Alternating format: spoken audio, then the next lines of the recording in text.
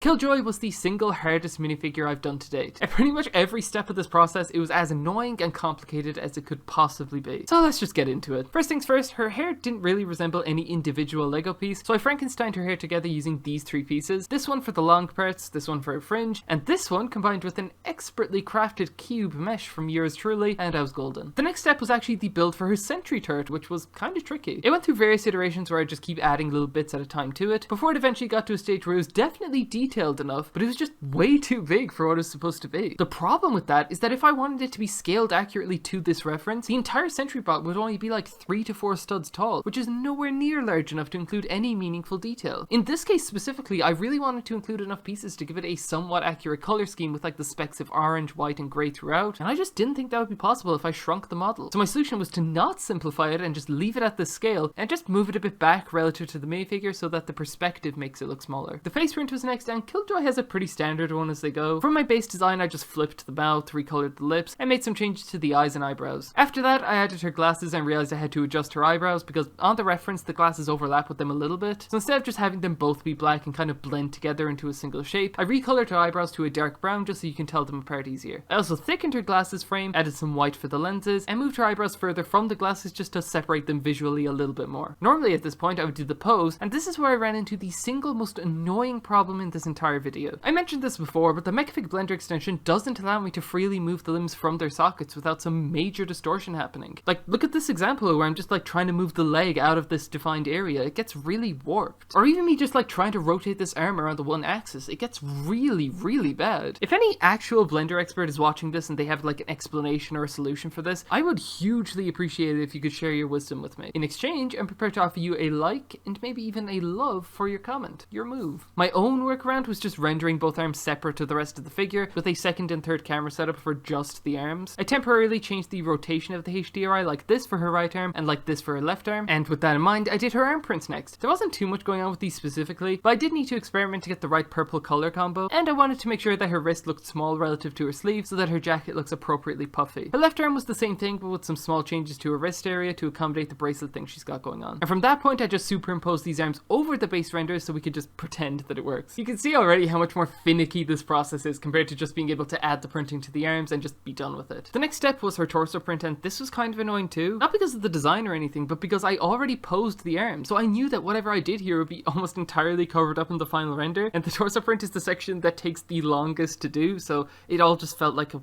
waste of time. It's such a shame that a pose as common and somewhat basic as somebody just standing there with their arms crossed can cause me so much trouble. Even though I knew this print would be covered up, I still tried my best with it, and honestly, I don't really love how it turned out. I thought it was going really well up until the absolute last stretch where it just felt like the colors had no depth, the black sections were too black with not enough grey lines, and I think the line work in general just felt too thick. It looked good on the rendered figure, but yeah, I just didn't vibe with it, and I'm not really sure why. Her waist print was okay. She has this belt buckle thing just loosely hanging over her leg, but I decided to shorten it from the reference and end it a decent bit higher up than it should be. This was because I knew the leg was posed in a pretty extreme way and that there would be no chance of me lining it up to look continuous, and it's a fairly important detail to include, so I wanted it to look complete. I also recolored that pouch thing at her hip from light bluish grey to sand blue because it looks like that color in this reference, and I think it's nicely balanced by her undershirt as well as contrasting a bit more with the brighter orange of her jacket and buckle strap. Next up was her right leg print, which was also a little trickier than it needed to be because of her high top shoes as opposed to boots, which means I couldn't justify the dual molded look, and this design discrepancy between the in-game model and the concept art. I initially went with the in-game model by including this curved strap under the 3 scratch holes, but I did end up reverting that decision when I discovered that the 3 holes would be lost under the waist piece in the final render. I figured they were a more important design element to include, so I made them a bit larger and moved them down to actually be seen. Her high tops were a bit of a pain just because from this angle it looked like I should include green printing on the front of the foot, but I decided to change that later on because I realized I also needed to do inside leg printing to continue this detail, and it's more important to include that green on the inside of her shoe. I also had to recolor the front of her shoe to be a shade darker because I initially made it too bright. Her left leg print again caused me some grief because you have this metal plate detail that needs to be small enough such that it doesn't extend down beyond her knee, but large enough such that the green straps can be wide enough to fill the 2 edges of the octagon shape. This was also a pain because I had drawn the strap to be a certain thickness already with the waist print, and I still had so much detail left to include in such a tiny area. I had to compromise the design of this area again by dramatically reducing the length of the green straps to a point that they're like a fifth as long as they should be. I kind of like this size though, so I'm not too mad about this specific area, but piled on top of every other inconvenience to this point, and like, I was getting tilted. And finally, we get to the Photoshop adjustment stage, and there was a lot of work to do here. First priority was obviously her hair. I did the classic layer erasing strat that I always do, and that worked out pretty well. I'm especially happy that the angle of the shadow across her face matched up with the reference almost exactly, while not looking too out of place compared to the rest of the shadows. I then added some shadows under her superimposed arms, because obviously in the base render there was nothing there to cast a shadow, and I needed to do this to just sell the illusion. One thing I really like about adding shadows to these renders is that when you set the blending style to soft light, it emulates the rendered shadows perfectly when you use a black brush, so it actually wasn't too hard here. Next up was that design on her beanie. Instead of just drawing it on directly, I figured it would be easier to draw it separately to the side of the beanie and just scale and transform it into place later. I think this is a good call because drawing it on directly would encourage me to subconsciously do my own perspective distorting, which, as we saw in the Gibraltar video for his torso, doesn't turn out too great. I added a face to her Sentry Turret, which was also pretty annoying actually because I had to do my own perspective distorting, which is the one thing I wanted to avoid doing here. But the bigger issue with this face is that the blending mode never quite worked for me to make it look like it was printed on. So I actually think of all areas in this figure, this specific detail is my least favorite, just because it looks like the orange of the plastic is bleeding through the print too much. I guess in a way this opacity issue is the most realistic thing about this figure, but some of us have standards and actually care about this sort of thing, so it bothered me. I then added that purple smoke emanating from the turret, which I of course had to distort and scale down pretty dramatically to fit the minifigure's proportions, but that wasn't too bad. And with that,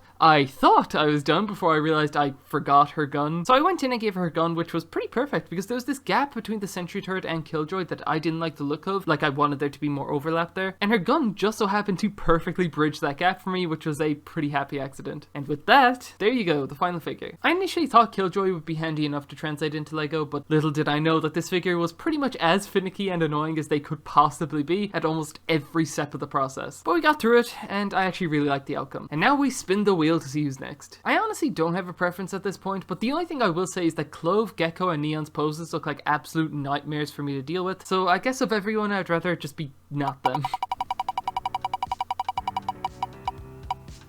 Oh, okay. Okay, brilliant. I actually really wanted to do this one. I think, yeah, okay.